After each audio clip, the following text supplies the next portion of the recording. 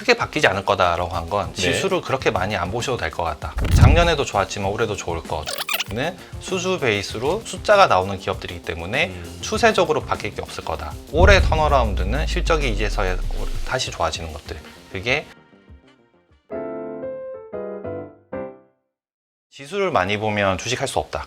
그러니까 코스피 지수는 저도 원래 탑다운 되게 좋아하는 스타일이기도 한데 24년도 맞이할 때는 저희가 탑다운 많이 보시면 주식 못합니다라고 말씀드렸고 철저하게 섹터랑 종목으로 가시죠 였습니다. 그리고 제가 바라건대 2024년도에는 지수의 채널이 바뀌었기 때문에 저점만 높아지면 괜찮다 였는데 사실 저점이 높아지다가 7월부터 좀 많이 뒤바뀌었습니다. 그러니까 그러니까요. 저도 작년을 굳이 한 주 요약해보면 다사다난했었고 다사다난 희노애락 이건데 다사다난에서 뭐냐면 7월 달부터 시장이 급격히 바뀐 거는 작년 우리나라 코스피 지수 차트 봐도 상반기엔 되게 좋았고 하반기엔 그냥 그대로 다 토해내는 네. 형태가 나왔죠. 그냥 상반기 좋았고 하반기 안 좋았다 결론인데 7월 13일 날 트럼프가 이제 총을 맞았죠.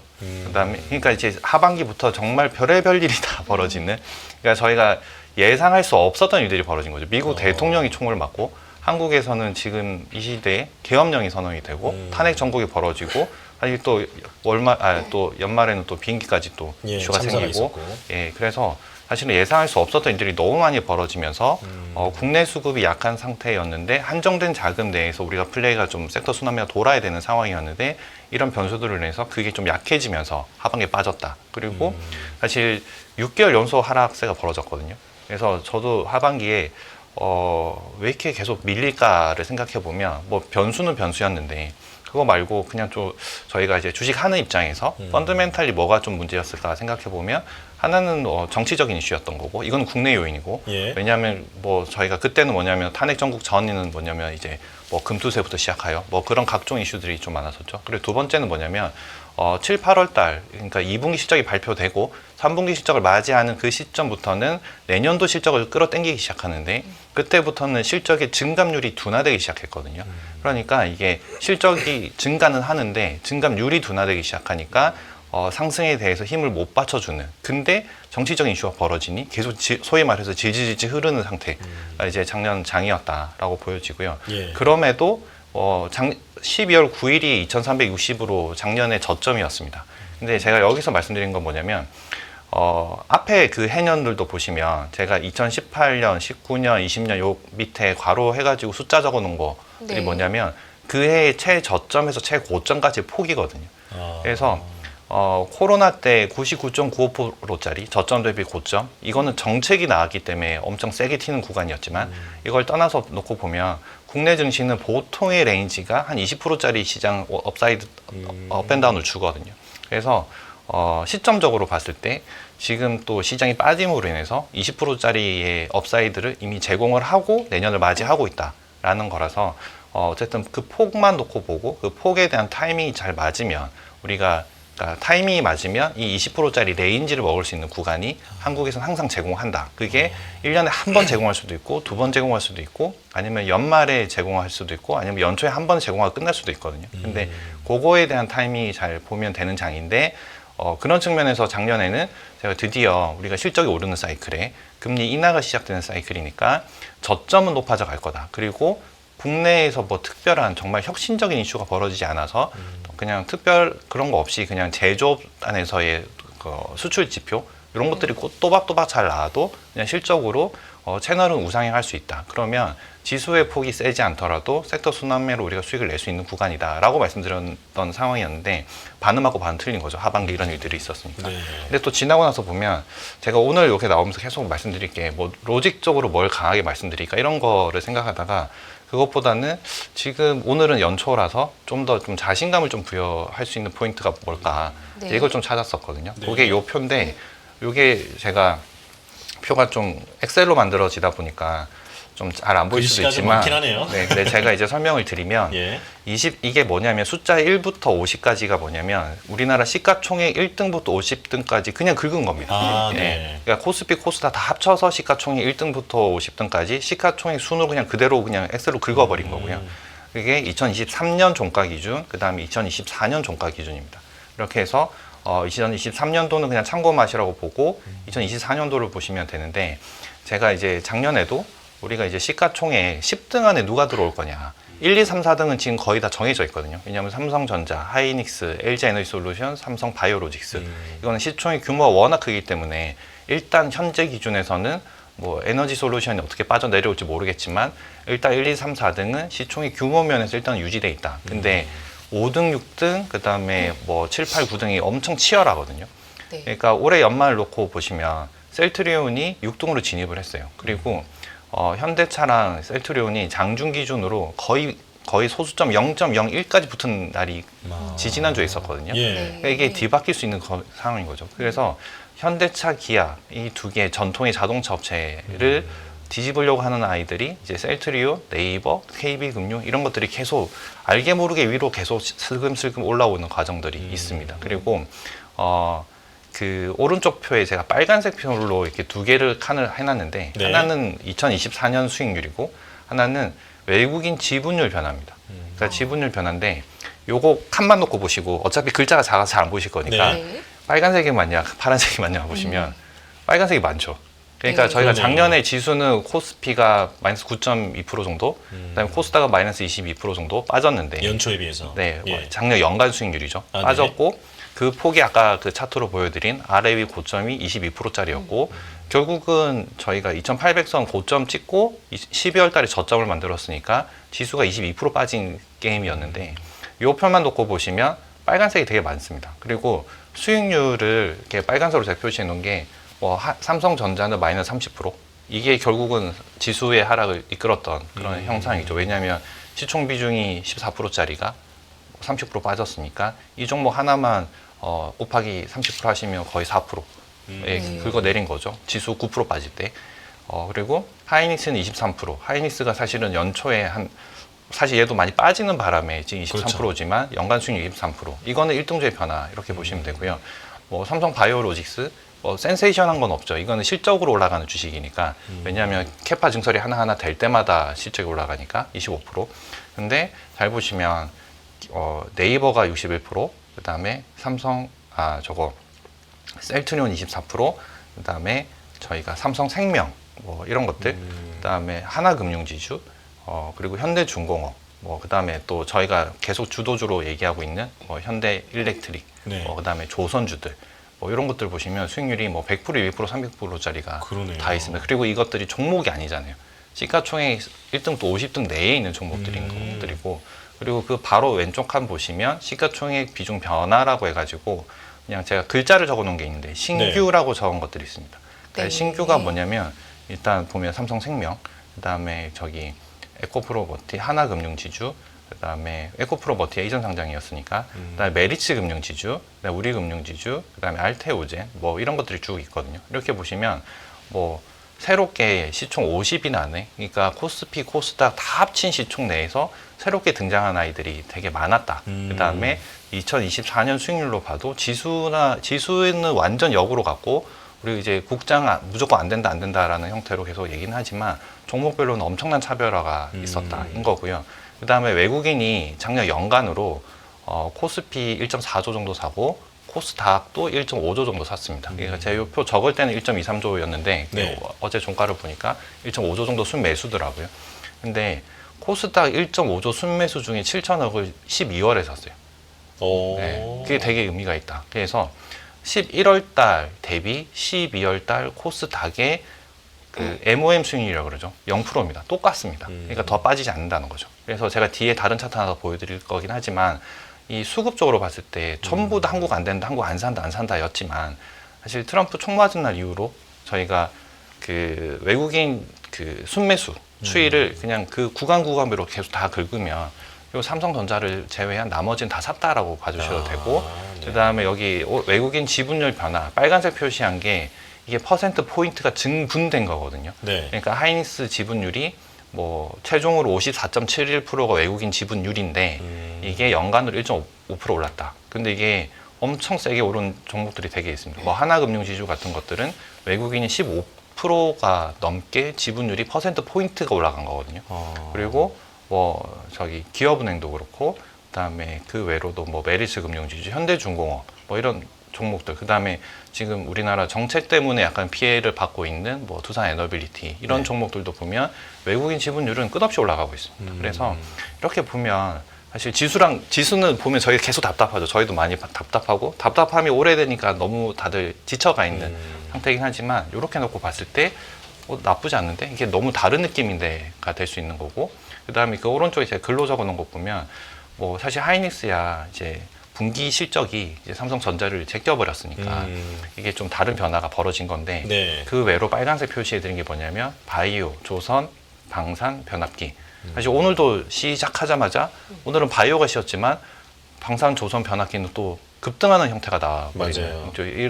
이게 또 방산, 변압기, 뭐 에너지 패러다임이 더해서 오늘은 또 신세해가 벌어지니까 올해 테마라고 생각하는 AI랑 로봇이 결합된 종목들은 더 세게 튀는 형태. 그게 하나 에어로랑 뭐 이런 것들이 같이 결합되는 형태가 나왔는데 결국은 작년 내도록 말씀드렸던 여러 가지 중에 가장 큰 결은 절대 안 움직인다. 그게 하나가 뭐였냐면 요 표에서 보시듯이 파란색 선. 그러니까 뭐 지금 미국과 중국 뭐 다른 나라들이 다 냉전 중이고 네. 전쟁 중이지만 테크 전쟁이고, 테크 전쟁은 요 파란색 가운데 글자처럼 IT랑 에너지 계열로 나뉜다. 그리고 IT랑 에너지 계열로 나뉘지만 그 외적인 것들, 수출 데이터 잘 나오는 섹터들도 나온다인데 결국은 지금 앞에 보시는 표에서는 제일 중요한 게 이 IT 계열과 에너지 계열, 이것들이 지금 우리가 봤던 그런 변압기, 그 다음에 뭐 에너지 관련된 조선, 그 다음에 또 다른 신규 테마로 등장하는 방산, 뭐 이런 네. 것들이거든요. 그런데 그거 말고 제가 파란색 글자로 적어놓은 게 뭐냐면 밸류업입니다. 그러니까 국내에서 누가 뭐 밸류업 쳐주냐 뭐 이런 거 했지만 결국 그 금융주들, 그다음에 심지어 자동차도, 그다음에 외국인 지분율은 엄청 세게 붙었거든요. 이게 왜 그러냐면 이거에 대한 점수를 주는 거죠. 외국 진짜로 효과가 있네요. 있었다라고밖에 해석이 안 되고요. 네. 그다음에 물론 이게 실적이 다 잘 나왔습니다. 왜냐하면 지금 요즘에 뭐 사실 아침마다 다들 대출 오픈런이잖아요. 지금 그 정도로 그냥 다 지금 대출을 많이 땡기고 하니까 자연스럽게 은행은 실적이 좋아질 수밖에 없는데, 그거에 더해서 그동안 매출 성장이라는 게 되게 한정돼 있던 기업들이 지금 주주 친화 정책을 강하게 푸시하고 있기 때문에 그거에 대해서 외국인들이 점수를 줬다라고 봅니다. 그래서 작년도를 정리를 하는 표를 하나 일부러 만들고 싶어서 이렇게 보면 결국은 시가총액이 5등 자리, 그 다음에 10등 이내의 자리가 되게 치열하게 계속 승부가 걸리고 있고, 그 다음에 이 주식들이 작은 결이 아니라 큰 결로 IT 계열, 에너지 계열 큰 결로 지금 카테고리가 쪼개져서 움직이지만 기업 밸류업이나 그 다음에 또 계속 실적이 붙어서 올라가는 주식들 움직였다. 철저하게 빠진 것들은 2차 전지입니다. 그래서 이거는 뒤에서 제가 실적으로 한 번 더 말씀드릴 텐데 예. 결국은 뭐 이게 캐즘이고 그런 거 다 떠나서 실적 안 나오면 그냥 끝이라는 걸 보여준 거고요. 사실 삼성전자도 저는 이 구간은 바닥권이라고 생각은 하는데 아직 바닥의 포인트는 잘 못 잡겠다인 거거든요. 그래서 바닥권이기 때문에 가격 자체는 본 건데 그 포인트가 뭘까는 이제 계속 저희가 체크해봐야죠. 그런데 뭐 그게 또 희망 고문을 할 수도 있는 과정이라서 그런 걸 떠나서 결국은 실적을 제외하고 보면 이런 테마가 큰 결로 계속 시장을 이끌었고, 그거에 대한 결과값들이 수익률과 외국인 지분율의 변화로 나타났다. 그리고 우리나라 시가총액 비중도 바뀌어 있다라고 보시면 되고, 내년도에도 보면 이 계속 그 되게 아무리 좋다 했어도 현대 일렉이 시총 30이거든요. 네. 아직 30위밖에 안 됩니다. 그래요? 네, 그리고 이 30등, 40등 사이에 있는 종목들이 변압기도 많고 원전도 많습니다. 그래서 그 조선도 은근히 있고요. 그러니까 이 3, 40등의 이 종목들이 나래비를 쭉 세워놓으면 시총 한 10조에서 15조 사이의 종목들이 엄청 치열합니다. 그 말인즉슨 얘네들이 바로 끝나지 않을 거다. 그리고 오늘 같은 똑같은 현상은, 그러니까 오늘 같은 똑같은 현상이라는 거는 이 섹터 순환매, 그다음에 가던 애들 계속 가는 형태는 계속 올해도 이어질 거다. 근데 이제 그 외로 새로운 것들을 올해 저희가 찾아야 되지 않냐. 기회는 있다. 네, 계속 있는 겁니다. 제가 그래서 여기서 질문 있어요. 네. 그 본부장님 보여주신 그 코스피 지수 차트에서 보면 처음에 말씀하시기를 24년도가 이제 박스권이었는데 저점으로 끝났잖아요. 네. 그러면 이때는 이제 한국 코스피는 20% 정도가 상단이 열려 있다. 그러니까 어떻게 보면 20% 박스권으로 네네네. 움직인다라고 네네네. 봤을 때 지금 저점이면 네. 오히려 지금 24년에 지수를 깎아먹었던 삼성전자나 2차 전지에 관심을 갖고 싶은 분들도 많으실 것 네네네. 같은데 삼성전자가 계속 이대로 지지부진하면 지수도 못 간다는 얘기잖아요. 네, 그래서 그러니까 2025년도를 얘기할 때 뭐 어떻게 지수 전망하냐, 뭐 시장 어떻게 보시냐라고 하면 저는 그냥 2024년에 같을 것 같다. 그러니까 구조 자체는 같을 것 같다. 그러니까 지수가 뭐 여기서 뭐 3천, 4천 바로 뛴다 이런 얘기는 절대 아니고요. 요거를 보시면 요거 왼쪽 밑에 코스피 지수 밴드 차트인데 사실 이 밸류에이션이라는 건 다 지나고 나서 결정되는 거라 그렇죠. 사실 뭐 저희가 그렇게 신경 쓰진 않지만 이거가 무슨 선들이냐면 0.8배, 0.9배 한 배선을 일부러 쭉 그어본 겁니다. 그어놓고 보고 제가 2000년부터 그었다가 이게 편집되면서 저 2005년부터 보이긴 하는데 네. 기준점은 2000부터 해서 쭉 그어갔거든요. 2000년부터 해서 보면 24년 동안 놓고 보시면 맨 밑에 선 0.8배 선입니다. 그게 2386인 거죠. 오늘 종가. 그 다음에 작년 연말 종가는 2396이었고 근데 요게 깨진 적이 언제 있냐면 코로나 때 한번 깨진 거 말고는 그러네요. 사실 리만 때도 버텼습니다. 이 구간을. 그래서 근데 코로나 때는 특이한 쇼크라는 게 벌어진 거고 그다음에 리만 때는 경기 침체라는 건데 지금은 그 가운데 언저리 그러니까 경기가 뭐 그렇다고 나쁜 것도 아닌 상황이기 때문에 국내 지수가 아무리 안 된다는데 해도 여기서 하반격이성 계속 만들어내고 있다. 왜냐하면 지금이 실적이 증감률이 둔화될 뿐이지만 이번 3분기가 역대 사상 최대 실적이었거든요.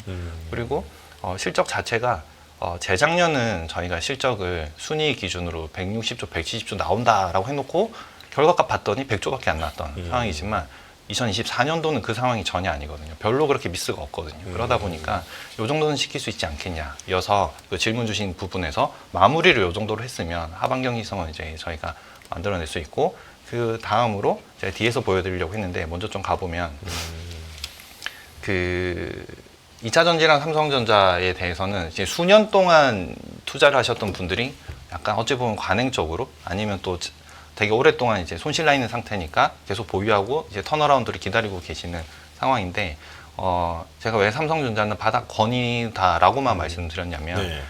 이제 디램 반도체 하락 사이클의 밴드를 적용하면 대충 한 6만 원 언저리가 나옵니다. 가격상. 이건 그냥 완전 산수예요, 산수. 이게 네. 맞다라는 건 아니고 네네. 산수고요. 그다음에 경기 쇼크 왔을 때 밴드 하단 적용하면 5만 5천 원 정도 나옵니다. 그러니까 딱 이것도 똑같은 로직이죠. 그러면 삼성전자는 이 가운데 언저리에서 가격이 형성돼야 된다인 거고 물론 이제 한번 언더슈팅 갔다 왔긴 했지만 5만 5천, 5만 7천 언저리에서 바닥권이라는 걸 형성하고 있는 과정들. 물론 이제 외국인은 아직 안 사주죠. 근데 기관은 그래도 연기금이 집행을 하니까 비인플레이를 하는 쪽들은 계속 붙여내는 형태고 자사주도 매입을 해주고 있고 그렇기 때문에 언저리를 만들어내는 거는 맞는 것 같습니다. 그런데 그런데 근데 그 자사주 매입 말씀하신 게 네. 사실 뭐 늘상 있는 네, 일은 네. 아닌 거죠. 그러니까 지금 말씀하신 그 바닥권의 가격을 조금 인위적으로 지켜낸 게 아닐까라고 하는 좀 걱정도 네. 있거든요. 근데 뭐 그런 수급이랑 국민연금이나 이런 쪽의 연기금 수급이 합쳐져서 외국인 수급을 다 받아내고 있는 거고 결국은 수급이 그래도 이제 수급이 너무 압도적으로 져버리면 주가야 뭐 끝나는 거지만 네. 그게 아닌 이상 여기에서는 어느 정도 그다음에 간헐적으로 또 보면 외국인들 매수세가 들어올 때가 있거든요. 그래서 요 언저리면 그러니까 숫자를 보고 저희가 판단할 때는 바닥권이다라고 이제 지켜주긴 형성을 한다. 하는 거다. 예. 이게 마지막 남은 관문은 이제 이번 4분기 실적, 잠정 실적을 1월 8일에 발표할 건데 이미 컨센서스는 되게 많이 낮춰져 오고 있습니다. 지금 이미 7.2조까지 내려와 있거든요. 네. 그러니까 발표 자료 보면. 그래서 근데 사실 4분기 실적이 중요한 건 아니고 2025년도의 전망치에 대해서 힌트를 주고 그거 나오고 나면 애널리스트 분들이 이제 25년도 숫자를 건드려서 내년 걸 반영을 할 텐데 그 반영에서 깎여 내려오는 숫자가 코스피 영업이익을 얼마나 깎아내냐. 이제 좀 덜 깎아내면 그냥 마무리가 되는 거고 만약에 쇼크성으로 많이 깎아낸다라고 하면 그게 마지막으로 충격 줄 수 있는 포인트다. 그리고 2차 전지는 사실은 제가 전에도 말씀드렸지만 그 우리가 수출 데이터 보면 이 제가 뒤에서 네, 여기 있는데 왼쪽 밑에 2차 전지 수출 데이터 보면 어제도 나왔죠. 어제도 나왔는데 플러스로 보이는 것처럼 나옵니다. 그러니까 왼쪽 밑에 것처럼. 이거는 그냥 차트라서 그냥 제 설명을 들으시면 네. 그러니까 플러스인 것처럼 보입니다. 왜냐하면 기저 효과가 시작되기 때문에. 네. 네. 근데 찐 기저는 이제 내년 7월 가봐야, 그러니까 올해 7월 가야, 2025년 7월에 가야 저희가 계속 뭐 숫자가 앞다리가 2가 나오다가 1로 빠져 있는 상태니까 계속 그거의 기저가 통과되는 과정들이기 때문에 지금 뭐 MOM으로 플러스가 찍혔다고 해서 바닥 통과까지는 아니고요. 아직은 좀 기다리셔야 된다인 거고 두 번째는 뭐냐면 아까 요 표처럼 저희가 여기 이 왼쪽 표 코스피 영업이익 증가분 기여도라고 보시면 여기에 화학 부분이 있거든요. 이 화학 부분이 보면 화학이랑 에너지 쪽에 속한 기업들이 제가 음영은 안 칠했고 그냥 흰색 부분으로 화학 에너지로 표시된 6번째, 7번째 이쪽 칸 보시면 네. 여기에 포함된 종목들이 2차 전지가 되게 많습니다. 근데 증분을 보면 높게 나와요. 높게 나오지만 그거는 이번 실적 봐고 나서 하향 조정 필요하다. 왜냐하면 2025년도에 북미 대륙 쪽에 지은 캐파 증설 분량이 들어오거든요. 근데 그거를 그냥 디자인 캐파 곱하기 물량 해서 이제 실적을 잡아놓은 거지 실제 가동률이 도냐 아니면 수주가 꽂혀서 정말 매출이 인식되느냐는 가봐야 하는 문제입니다. 그래서 이건 하향 조정 사실 필요하다. 그리고 저희가 정황상 여러 가지 뭐 접하는 정보로도 다들 체감하고 계시듯이 수요가 별로 좋지는 않다. 이기 때문에 그래서 이번 4분기 실적 발표했을 때 가장 큰 게 올해 시장을 초반에 한번 딱 그 안 좋은 걸 반영하고 갈 마지막 그 관문은 전자와 2차 전지 종목들의 실적이고 4분기 실적이 중요한 게 아니라 25년도에 얼마나 더 마무리를 시켜놓고 갈 수 있느냐 이제 이거여서 그쪽들은 아직은 기회는 좀 더 늦게 봐야 되지 않냐인 거고 그게 돌기 전까지는 사실 희망 고문일 텐데 숫자 나오면서 되게 좋은 상황들. 그러니까 지금 주식들이 계속 가는 거는 저거죠. 매출은 다 달러고 공통 사항들은 다 겁니다. 매출은 다 달러고 제조 원가는 원화인 것들. 원화니까. 네. 그러니까 보시면 수혜를 받고 있다. 네. 그러니까 보면 삼양식품이나 뭐 이런 기업들 다 가는데 다 공장 한국에 있고 그다음에 뭐 방산 기업들도 다 공장 한국에 있고 바이오 시밀로 다 한국에 있잖아요. 근데 매출은 다 달러로 발생하고 그러다 보니까 그거 스프레드가 확실히 좋은 기업들. 그러니까 가장 극단적인 예가 지난주에 봤던 것 중에 현대중공업. 환해지를 많이 안 하거든요. 근데 풀로 해지 걸어버리는 삼성중공업은 한 노출이 자연스럽게 해지 걸어져 버리니까 못 움직이는 상황이 벌어지는 거죠. 그래서 지금 그런 것들이 반영돼서 주가를 실적으로 반영할 수 있는 기업들은 뭐 조선방산변압기 그냥 원래 잘 가던 기업들이 수출 데이터와 함께 밸류에이션이 또 과하지도 않거든요. 그냥 포워드 EPS로 그냥 포워드 퍼로 한 15배 언저리에서 실적이 또박또박 받쳐주니까 부담 없이 갈 수 있는 그렇게 가는 형태인 거고요. 근데 그게 아닌 전자와 2차 전지 쪽은 아직 시간 좀 걸린다. 그러면 그것들이 돌기 전까지 한 반년 정도 남았다고 치면 애널분들은 이제 반도체 저점을 한 분기 정도 지나서 2분기 정도부터는 돌 거다라고 얘기를 하고 계시고 그다음에 2차 전지의 기저 효과는 한 7월, 8월부터 있을 거니까 이제 숫자상 예뻐지기 시작하는 거죠. 그러면 그 전까지는 이제 내년도에 턴하는 종목들로 저희가 움직여야 되는데 그거는 뭐 사실 저는 내년도 턴은 이제 바이오 시밀러나 CDMO나 아니면 엔터테인먼트 이런 기업들이라고 생각을 하거든요. 왜냐하면 실적이 안 움직였고 내년에 좋아지기 시작하고 그다음에 그 주식들이 올해 안 올랐어요. 그러니까 2024년도에 안 올랐기 때문에 2025년도에는 다시 이제 시작할 수 있는 그런 상황이라서 사실은 뭐 연중 300%씩 오른 기업을 지금 사시죠라고 했을 때 그 받는 부담이랑 작년에 마이너스 한 2%, 5% 된 주식을 올해 실적이 턴하는데 올해를 보고 사시죠 했을 때 당연히 후자가 너무 편한 초이스거든요. 그래서 그런데 그런 것들이 또 은근히 많습니다. 대표적인 게 뭐 하이브, 뭐 엔터주 이런 것들. 왜냐하면 너무 심플하지 않습니까? 군대 갔다 애들 돌아오니까. 지금 막 쭉 해서 이제 네. 올해 하반기 투자 전략까지 네, 넘어가고 그러니까요. 있는데 네. 일단 좀 정리해 보면 이 25년도 상반기의 흐름은 네. 기본적으로 뭐 코스피든 삼성전자든 바닥은 어느 정도는 확인해가고 네, 있는 네. 구간이고 지수의 상승보다는 종목을 봐야 되는데 네. 24년도에 주도주가 크게 바뀌지 않을 것 같다. 걔네는 유지돼서 추세적으로는 간다. 네, 네. 달러로 수출이 지속되는 기업들, 네. 뭐 전력, 조선, 방산 이런 쪽에 대해서는 계속 긍정적인 흐름을 전망하신다 네, 이렇게 네. 말씀을 주신 네. 건데요. 그 내용을 지금 이 투자의 시대 새로운 투자의 구조 요 부분에 대해서 왜 미국인지 그리고 이 흐름은 왜 상반기에 계속 지속된다고 보시는지 한번 여기를 좀 짚어주신 다음에 하반기 투자로 넘어가는 게 좋을 것 같아요. 네, 4페이지요. 네. 그러니까 요거는 사실 되게 자주 말씀드렸던 거라서 네. 좀 그렇긴 한데 그러니까 이거의 가장 큰 판이 뭐였냐면 올해를 떠나서 이게 우리가 그냥 큰 판이 뭐냐를 일단 먼저 봤을 때 그냥 테크 전쟁이다. 그러니까 단순 제조업에서 탈피하려고 하는 중국과 그다음에 단순 에너지 수출국에서 탈피하려고 하는 사우디 등등의 중동 국가들이 이제 그 체질 개선을 위해서 이제 뭐 새로운 걸 개발하는 거죠.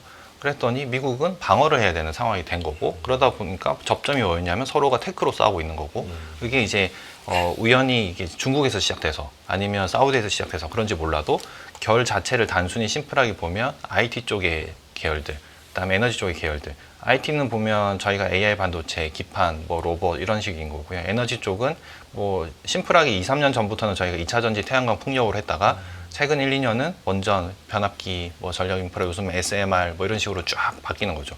근데 이것들이 사실 뭐 최근 1, 2년 동안 벌어진 일이 아니거든요. 이건 한 5, 6년 된 테마들이고 근데 이것들은 계속되고 있습니다. 왜냐하면 굵은 주기이기 때문에 이 결은 계속 유지된다인 거고요. 그리고 이게 결국은 에너지 안보, 그다음에 테크 안보로 직결되기 때문에 이 와중에서 저희가 이 모든 것들이 시발점이 또 누구였냐라고 하면 리쇼어링이라는 단어를 처음 외쳤던 트럼프가 10년 전에 했다가 잠깐 나갔다가 다시 돌아오는데 그러면 다시 재현된다. 그래서 저희가 왜 시장 대응 전략 아마 다른 분들도 많이 하셨을 텐데 트럼프 1기, 2기 했지만 결국은 같은 결일 거다. 그리고 저는 요 차트가 되게 의미 있는데 이 오른쪽 위에 거 보시면 이게 뭐냐면 집중 투자로 적혀 있잖아요. 근데 이게 빨간색 막대반은 2020년 이후, 그러니까 최근 한 4년이죠. 네. 2020년에서 2023년 상반기까지 국내 기업이, 그러니까 한국이 해외 직접 투자한 연평균 금액들이거든요. 근데 앞에 막대바들은 뭐냐면 10년 단위로 1990년대, 2000년대, 2010년대 세계 막대바를 넘어서는 수치가 2020년부터 3년 동안 다 찍혀 있거든요. 그러니까 이거 어디 가서 지었냐? 그냥 북미 대륙. 그러니까 너무 그냥 한 줄 요약하면 한국 기업들이 북미 대륙 가서 제조업 설비 다 때려치웠다인 거고 그게 시기적으로 봤을 때 트럼프의 리쇼어링이 본격화될 때부터 다 지었다. 그래서 이미 준비 다 끝났고 캐파 증설 다 끝나 있는 상태에서 돌리기만 하면 되는데 다시 왔다 되는 거죠. 그래서 저기 김 이사님이 말씀하신 대로 왜 또 미국이냐라고 하면 왜 큰 결이 안 바뀌냐라고 하면 그냥 그거 했던 사람이 다시 온 거고 준비된 우리가 또 대응할 수 있는 상황이 된 거고 그 사이에 우리가 또 너무 잘 대응을 했던 거죠. 그래서 한국 기업이 혁신 기업은 사실 없는데 혁신 기업 밑에서 베스트 인 클래스로 대응을 해줄 수 있는 제일 좋은 제조업 설비와 그 기업을 한국 기업이 들고 있거든요. 그러다 보니까 한국의 대표주들은 다 수출 기업들이 돼 있는 거고 그 기업들이 실적만 되게 잘 나오는 형태. 그리고 그 결이 끝나지 않고 계속 이거에 대한 납수 효과를 받아 먹고 있는 사이클이 지금이다. 그래서 뭐 큰 표현은 AI 뭐 반도체 시대 뭐 이런 혁명 시대 제4차 산업 혁명 시대라고 하고 지수는 재미없으나 지수 놓고 보면 정말 망한 시장처럼 보이지만 네. 종목을 놓고 보고 외국인 지분을 보시면 이거 뭐지 다른데? 라가 되는 거고요. 물론 이제 작년에 수익이 안 좋았던 구간들은 뭐냐면 너무 빠른 순환매로 그러니까 주식이 몇 개 오르다가 일주일 오르다가 하루에 다 토해내버리는 그쵸. 그러고 그다음에 섹터가 두세 개가 동시에 가주면 지수는 같이 갈 텐데 한 개 섹터만 되고 나머지는 다 죽어버리는 상황이 하반기 계속 벌어졌거든요. 근데 상반기는 5개 중에 3개가 되고 2개가 쉬는 형태. 그러니까 지수가 가버리는. 그리고 다들 안 된다 하고 하지만 우리나라 고객 예탁금은 아직도 50조를 계속 유지하고 있고 그다음에 종목이 조금이라도 되면 다 쏠려서 자금이 들어오거든요. 그래서 지수만 놓고 보면 되게 지쳐가게 만드는 장이긴 하지만 희망은 계속 있다. 그리고 그게 숫자로 놓고 보시면 아까 그런 것들, 그 다음에 PBR 밴드, 그 다음에 내년에 영업이익 증분을 놓고 보셔도 이게 숫자가 사실 안 약하다. 그리고 2024년도에 이거는 MSCI 기준으로 코스피 영업이익이 증분이 여기 FY1으로 표시된 19번 줄에 있는 거 코스피가 85%가 EPS 증분이었습니다. 전 세계 제일 셌거든요. 25년도도 24%입니다. 전 세계 제일 셉니다, 지금. 그래서 물론 아까 말씀드린 삼성전자, 2차전지 얘네 하락분이 조정 반영돼야 되지만 숫자상으로 나쁘지 않은 상태인데 지수는 아까 그 레인지만큼 빠져 있고 타이밍은 계속 뭔가 지금 주는 타이밍인데 그 타이밍의 결과값은 저는 이게 마지막 퍼즐이라고 생각하거든요. 뭐냐면 사실 지금 요즘 와서 좀 저도 주변에 이게 미국장 좋은 건 알겠고 뭐 사실 미국 기업들이 다 좋으니까 계속 가는데 너무 올랐지 않냐 그리고 한국도 너무 빠졌지 않냐 그럼 언제 이게 바뀔까 뭐 이런 얘기를 좀 하시는데 사실 가격이라는 게 일반되게 계속 일변도로 갈 수만 없는 거거든요. 모든 투자라는 게. 근데 저희도 이걸 놓고 보면 이제 왼쪽은 한국 정치 스케줄이고요. 오른쪽은 미국입니다. 그래서 제가 마지막으로 보는 거는 뭐냐면 그 아까 서두에 말씀드린 그러니까 한국장이 하반기 왜 안 될까? 정치 이슈, 뭐 실적 이슈 다 있었는데 이 모든 것을 아울러서 한 번의 가격으로 다 12월 9일 날 최저점을 만들면서 다 반영시켜 준 게 이번 그 계엄령 이벤트였다라고 보면 사실 그 뒤로는 지수가 은근히 슬금슬금 그냥 약간 희망 고문하고 종목이 실적대로 움직이는 형태가 나오고 있거든요.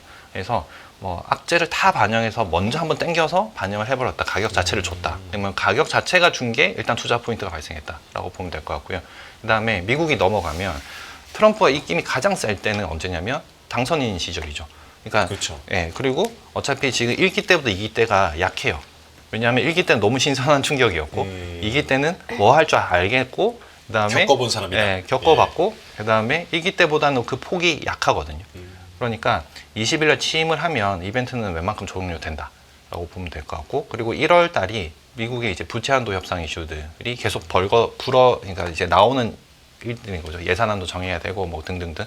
그래서 뭐 요런 일정이면 사실은 미국이 조금씩은 조정 나올 수 있는 정치적인 이슈가 발생하고 한국은 이제 남은 거 그거잖아요. 여기서 더 악재는 사실 나오긴 좀 힘들잖아요. 그러니까 이제 뭐 정치적인 이슈가 되게 많지만 해소해가는 과정이기 때문에 한국은 해소해가는 과정이고 미국은 너무 좋았는데 잠깐 주춤할 수 있는 상황이 좀 벌어지면 약간 좀 손뒤바뀜이 나올 수 있지 않을까. 그리고 1월달 이벤트가 되게 뭐 제가 또 스케줄로 짜지만 1월에 이제 그 CES가 다음 주부터 있고 네. 그다음에 13일부터 저희가 이제 JP모건 헬스케어가 있고 하니까 뭐 사실 종목장에서 수혜 받을 수 있는 모멘텀들은 계속 나올 수 있다.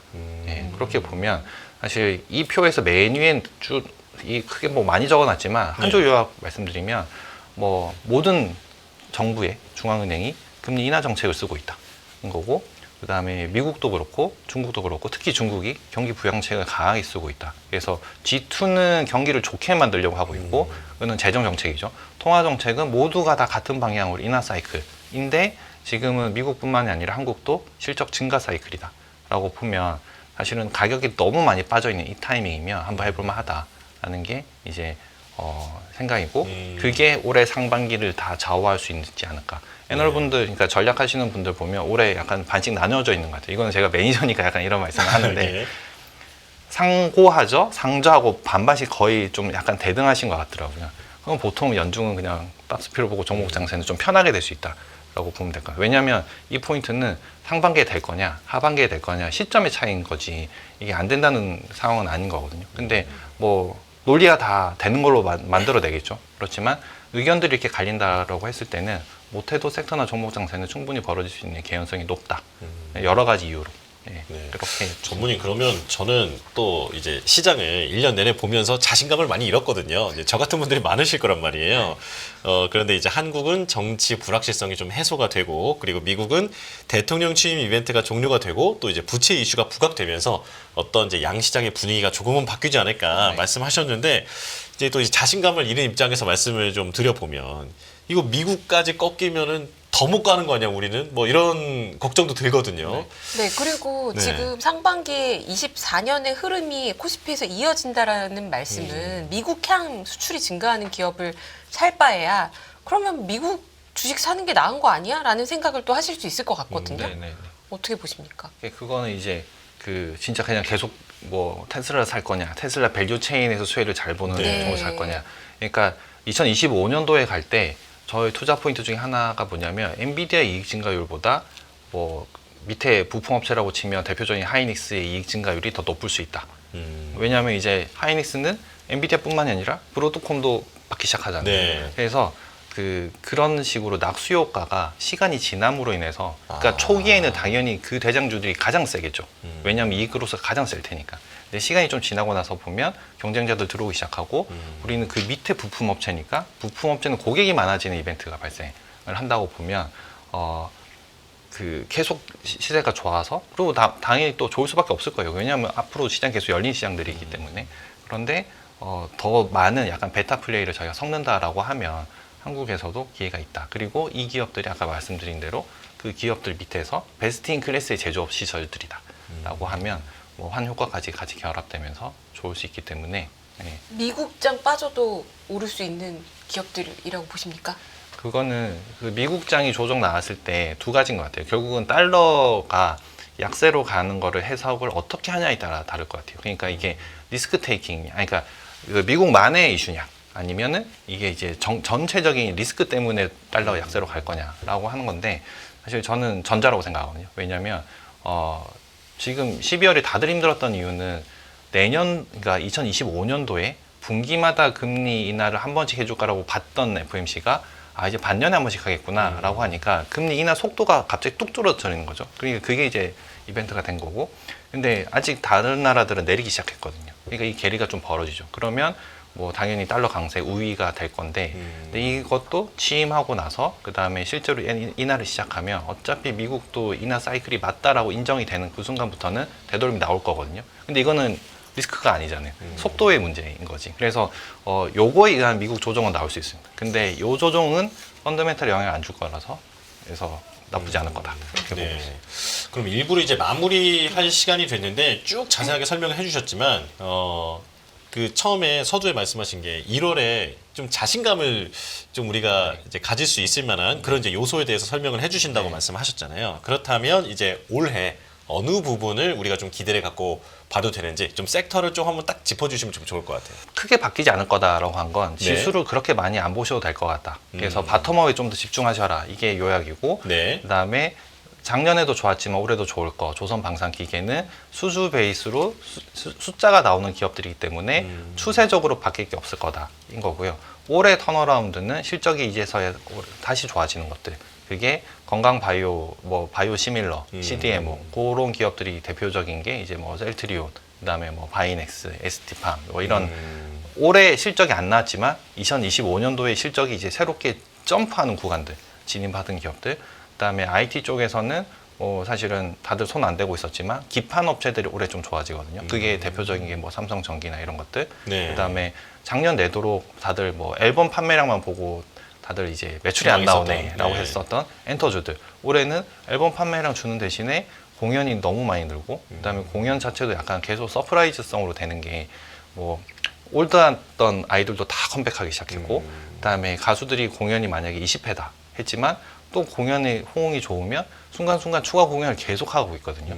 그래서 그것들이 계속 실적의 서프라이즈를 만들어주고 있다라고 보면 뭐 하이브나 뭐 YG 엔터나 뭐 이런 기업들도 나쁠 게 전혀 없다. 뭐 이렇게 보실 수 있습니다. 그래서 올해 좋았던 것들이 안 된다 이런 개념은 아니고요. 그냥 예. 제가 아까 2025년이 24년이랑 별 다를 게 없다는 건 이 구조는 유지될 거다. 가는 애들은 간다. 이건 추세적인 거고, 2025년 턴어라운드는 바이오라 엔터 이런 것들이 있다. 그리고 올해 연간으로 만약에 환의 레벨이 계속 높은 상황에서 유지가 된다라고 하면 작년보다는 좀 더 환 효과를 많이 볼 수 있을 것 같고, 그다음에 그 매출은 환으로, 그러니까 달러로, 그다음에 제조 원가는 원화로 되는 것들이 오히려 좀 더 길게 이 사이클을 끌고 갈 수 있을 수도 있으니까 뭐 굳이 왔다 갔다 할 필요 없다 이런 겁니다. 그래서 사실 뭐 아까 그 표들도 보여드리면서 계속 강조드리고 싶었던 거 뭐냐면, 그냥 내 종목이 맞다라고 생각하면 너무 왔다 갔다 하실 필요 없이 좀 시간을 굳이 내일 먹겠다고 다 하다 보니까 지금 다 이런 상황이 벌어지는 거거든요. 그리고 옆에서 안 된다 하니까 진짜 계속 안 되는 줄만 알고 있는 거고, 저 또한 그것 때문에 영향 되게 많이 받기도 했지만 우리 종목을 봤더니 이 큰 주식들이 다 잘 됐구나. 네, 그리고 그 큰 주식들이 잘하고 있구나. 그리고 그 기업들이 밸류에이션이 싸고 올해 턴한다 싶으면 뭐 한 두어 달 아니면 좀 길면 한 반년 이 정도 기간을 잡고 계속 매집하면서 내 목표가 정도 도달하는 데까지 좀 끌고 가보시면 은근히 수익률이 높게 줄 수 있는 사이클이기 때문에, 연초니까 뭐 작년에 식상했던 종목들이 좀 싫으시면 올해는 새로운 것들 지금 요 가격 줄 때 한번 해보는 게 맞지 않나 이렇게 생각합니다. 알겠습니다. 자, 이렇게 2025년에 대해서 어떤 전반적인 전망에 대해서 좀 들어봤습니다. 자, 1부는 이한영 보고펀드 자산운용 주식운용 본부장님과 함께했습니다. 고맙습니다. 네, 감사합니다. 안녕하세요. 이승입니다. 더 많은 영상을 보고 싶으신 분들은 화면 오른쪽에 있는 구독 버튼을 눌러주시기 바랍니다. 그리고 영상을 보시면서 좋아요는 필수인 거 아시죠? 항상 인포맥스 라이브를 사랑해주셔서 감사합니다.